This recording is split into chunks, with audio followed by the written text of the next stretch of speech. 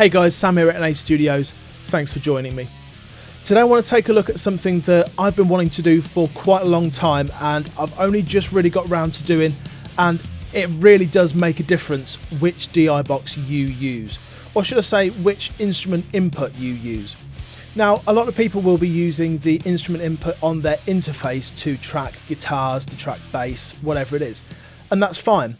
But I'm lucky enough to have separate DI boxes, some external preamps that have instrument inputs in them.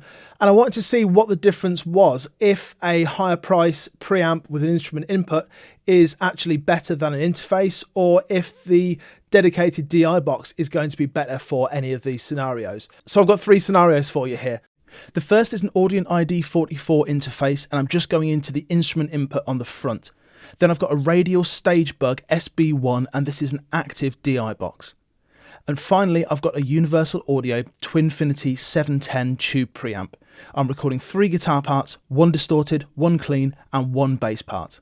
I just wanted to see what difference it makes, and to be perfectly frank, it's quite significant. The difference in tone, the difference in overall frequency capture, and I want to share that with you now. So let's jump straight in.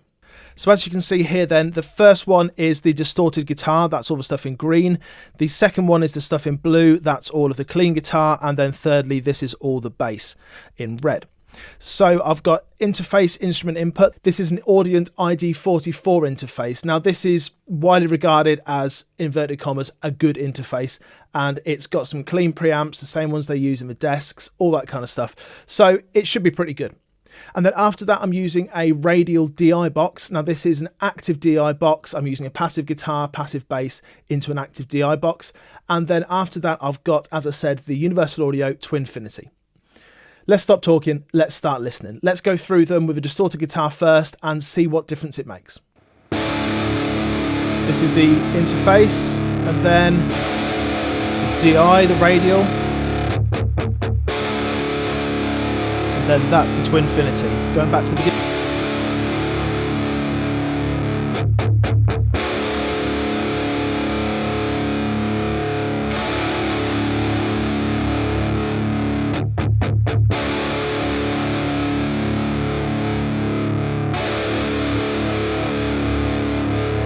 Now to me, it sounded like the interface, the Audient, actually had a bit more of everything, a bit more chunk to it.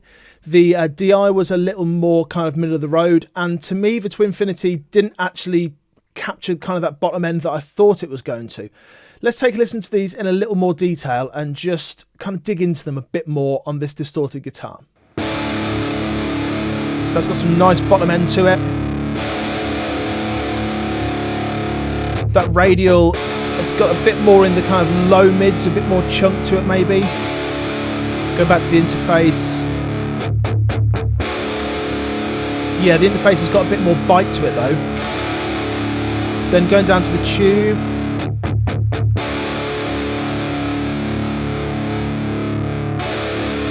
You can hear a real difference as I go between the Radial and the tube DI. Listen to the bottom end there. So the tube will be second, the Radial will be first. Listen to that low mids, that real grunt, that bottom end. There's quite a lot more in the Radial than there is in the Universal Audio.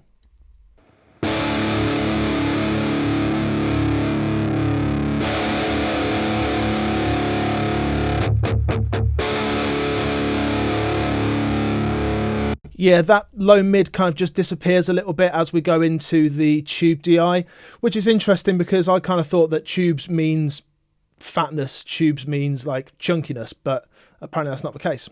And as we listen to that interface DI, you'll hear that it's just got a bit more bite to it, a bit more clarity, a bit more top end.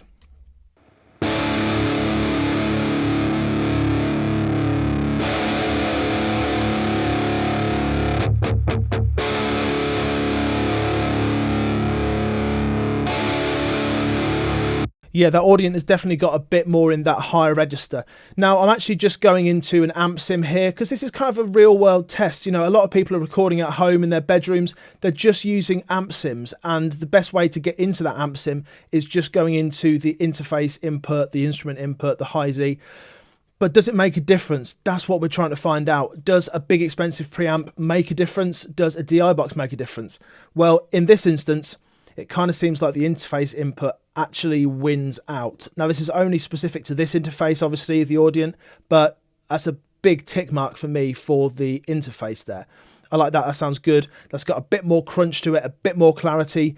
Or if you wanted that low end, then the Radial does kind of give you that. That active DI box does give you a bit more lump in the low mids. But to me, the Universal Audio over to Infinity, I'm not going to be tracking through that for distorted guitar in a hurry. Let's take a listen now then to the clean guitar, and we'll start off with the instrument input on the interface again.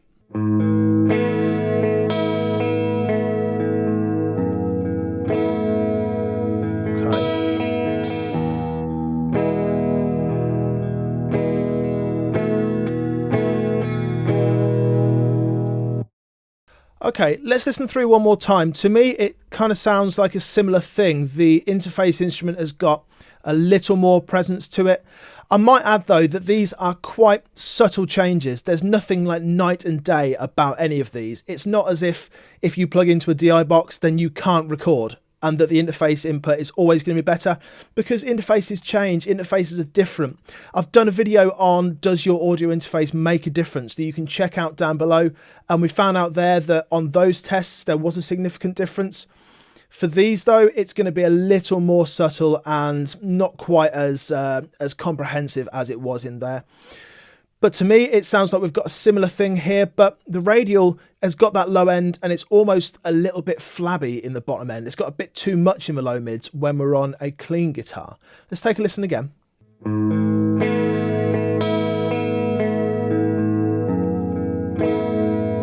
Yeah, all that top goes away, doesn't it? Lots of clarity, and then the top end kind of gets removed a little bit and it gets a little bit blobby, a little bit flabby. Again, this is just going into an amp simulator. I'm using the Overloud THU. It's just a clean preset. Not going to go into it too much. But to me, that Radial gets a little bit flabby in that bottom end. Now I'm using the middle position on the pickup here, so in between the neck and the bridge. I find that's kind of good for me for clean stuff. Previously on the distorted guitar, I was using a neck pickup to get a bit more of that bite. So it may be dependent on the guitar you're using. Obviously, that's going to change the sound. But if we've got a like-for-like comparison, same guitar, same pickup, then we can hear the differences that DI is making. Let's take a listen to this tube pre now, because this to me just sounds, again, a bit lackluster.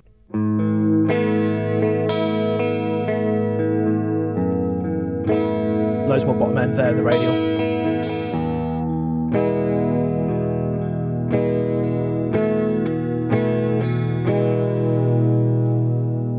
Okay, going back to the tube.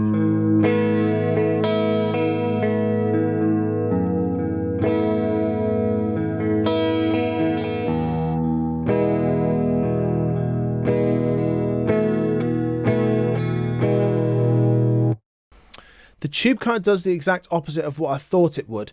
It sounds a touch sterile when compared to the others. Now, I've level matched these so finely. I've been so specific about getting these to the exact same level. I'm only human, but to get any kind of real difference in just saying its volume is not going to be that in this case, because they're so closely matched. And to me, it sounds like that tube DI again is sort of falling a little bit short. The Audient, the interface preamp, again, that sounds like it's got a little more clarity and a bit better balanced overall. It sounds a bit truer to the sound.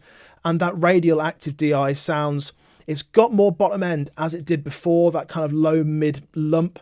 But with the clean guitar, it sounds like it's a bit too much, which is interesting. So again, for me, I think the Audient, the interface preamp, that wins out in this one.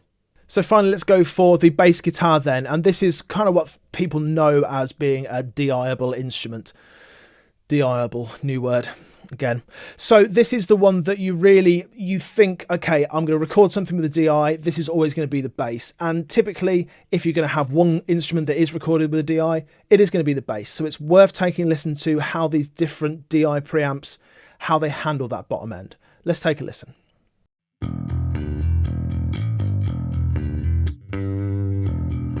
Onto the Radial. Oh wow.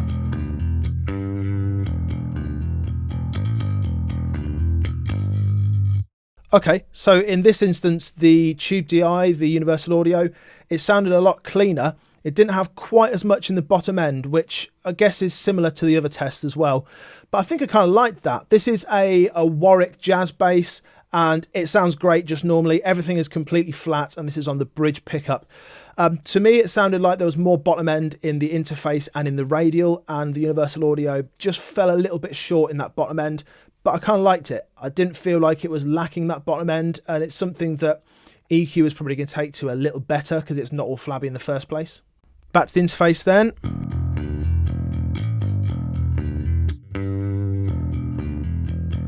Yeah, a bit too much in the lows. It actually sounds now like for the bass, the Audient has got a little bit less in that that kind of clarity range, that presence range, which is the opposite of what we had with the normal rhythm guitar. It was more presency and had a bit more bite to it than the others did. So that's interesting. The radio actually sounds really good, but the bottom end is a little bit loose, a little bit flabby. Let's take a listen to the interface versus the Tube DI.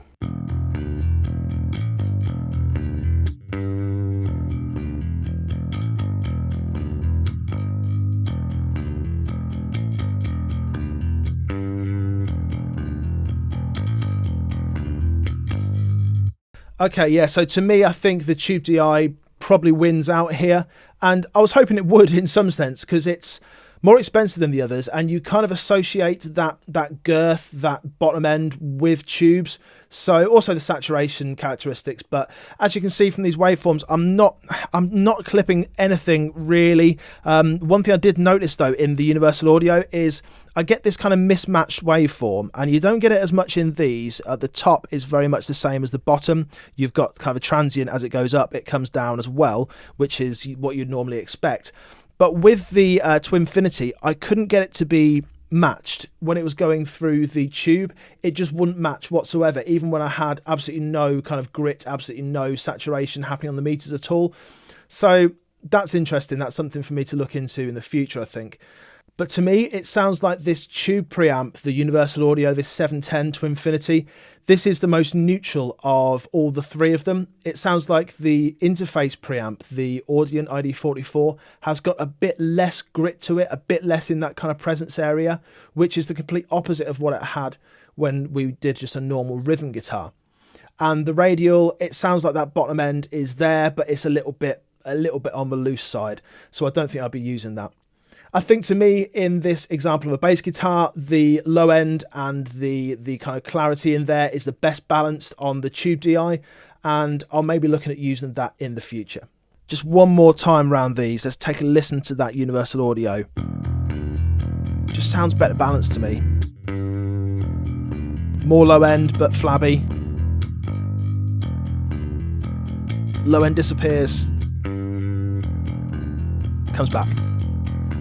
Yeah, I think I've made the right choice. I think this 710 Twinfinity, this is the one for me for bass. Thanks so much for watching. I think that when we do tests like this, it's important to get really into the nitty gritty, and does this small difference really make as big a difference as we think it does? Well, if we've just got one guitar track, one bass track, then everything's quite exposed, so little differences like that are quite apparent. But then conversely, when you have a load of guitar tracks at once, if you have like quad track guitars or whatever it is, if you're doing metal, whatever it is, then those small differences can add up to make a big difference. So it's worth digging in and really analysing the gear, analysing what does this sound like? How does this one differ compared to this one? And how can I utilise that in my recordings? Thanks so much for watching. I'll see you again soon. Take care.